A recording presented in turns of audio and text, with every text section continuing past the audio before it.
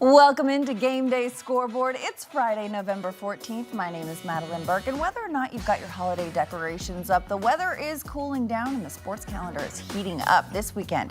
UFC 322 takes over Madison Square Garden Saturday in what could be a historic night in the Octagon.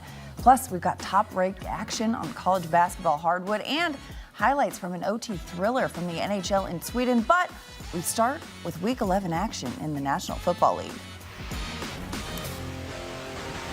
The Patriots won their 8th straight game Thursday night, the longest streak in the NFL, as New England improves to a league-best 9-2 and secures its first winning season since 2021. Now let's take a look at the AFC playoff picture as it stands as of now, Week 11. The Patriots, division leaders with the 1 seed. The Colts, of course, on a bye week in Week 11 at 8-2 and the 2 seed. The Broncos hosting the Chiefs. Can they hold on to that 3 seed? The AFC West, a division to watch as the season rolls on. For more, welcoming in CBS Sports NFL writer Tyler Sullivan. Tyler, a lot of conversation in the AFC has been about that Broncos and Chiefs and who will come out of the West, but the Patriots making noise in the East. How clear of a path does New England have to the 1 seed in the division or in the conference?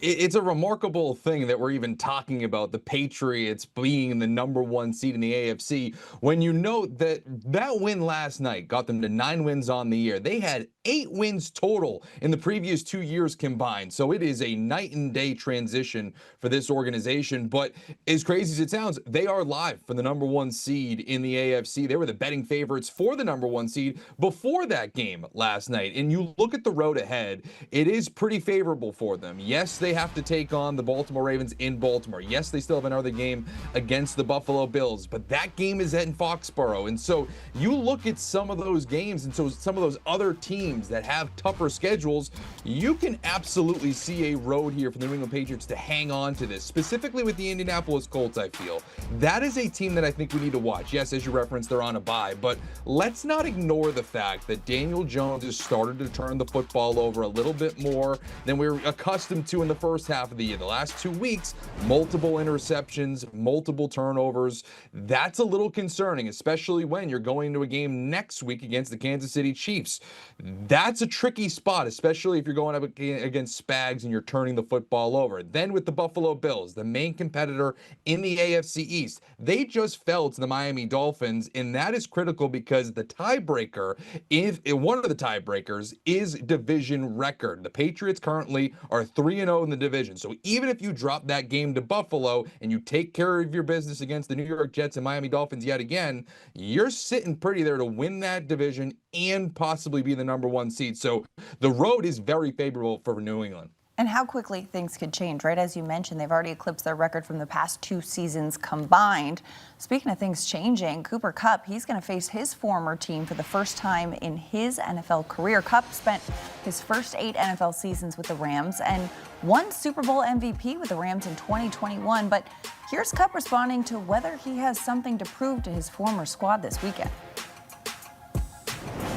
You can't make this game about yourself. It doesn't work that way. You know, it's too much of a team game. There's just too many guys on the field doing too many things, working at such a high level. It's just about controlling what you can control, being a positive part of whatever it's called, and executing at a high level and coming back and doing it over and over again. And I mean, it would just be a shame to say I want this game more than any other game. That's doing a disservice to the guys that sit in this room with me, that would hold back anything from them because of my own ambitions or wants or desire. You know, I'm coming in here every week and giving my all in my preparation and what I'm doing. And when I step on the field, you know, you're going to get the best that I can offer you, because that's what the guys here deserve. And so that doesn't change based on any outstanding circumstances for myself.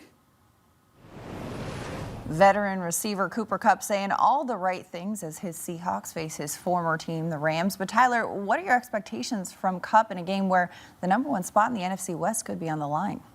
Yeah, and Cooper Kupp saying all the right things, but of course, you give him a little bit of truth serum. He probably wants this game a little bit more than your average Week 11 game in the NFL. You're going up against your former team.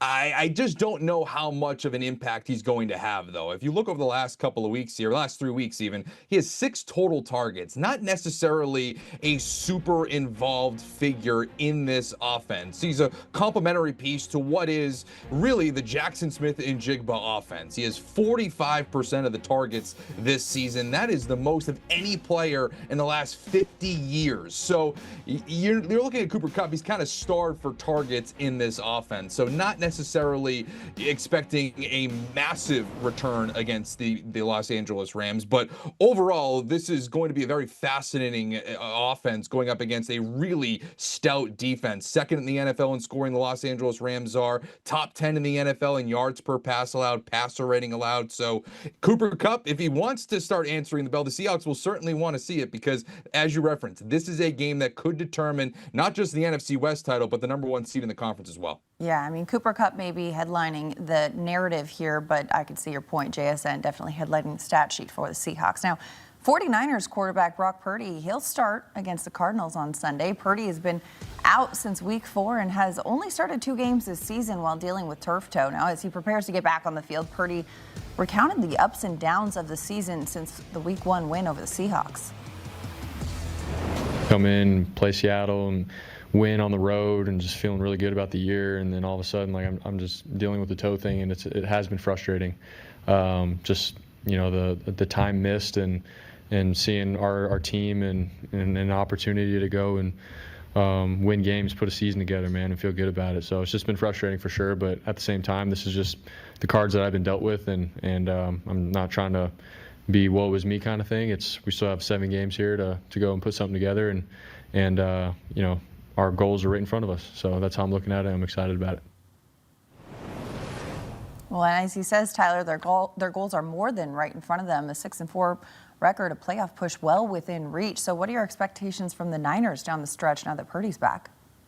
Yeah, I'm expecting them to continue looking like the San Francisco 49ers. And that's what's interesting about Brock Purdy coming back. And it sounds like it's a little bit of a discredit to him, but Mac Jones really did a fantastic job filling in. So I expect this offense to not really skip a beat going from Mac Jones back to Brock Purdy. You see the numbers here. They're basically averaging the same amount of points per game over the last 2 seasons in their starts. Same points per drive. The only thing that's a little bit different is the record, and obviously that's what the #1 thing that means the most, but that's kind of what I look at. I think that this offense will relatively stay the same in terms of its production, but this is what they want. They've paid Brock Purdy to be their franchise quarterback. They're not just getting him back, they're also getting Ricky Pearsall back, their former first-round wide receiver. You add that to George Kittle, you add that to Christian McCaffrey, who's having a fantastic year. You're suddenly looking at a much more potent offense than we've seen in recent weeks,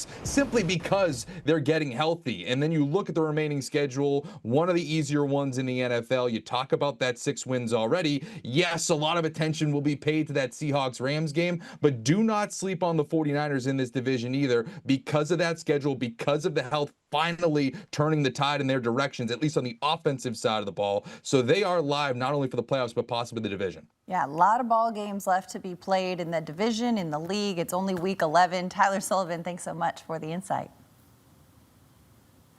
Week 11 action on CBS starts with a 1 p.m. slate headlined by Josh Allen and the Bills taking on Baker Mayfield and the Bucs, plus the Unk Bowl sequel as Aaron Rodgers and the Steelers face Joe Flacco and the Bengals. And at 4:25, a battle for the AFC West as the Chiefs take on the Broncos. NFL Today will also be live in Denver. Catch all the action on CBS or Paramount Plus, and make sure to flip it to CBS Sports HQ for pre- and post-game coverage.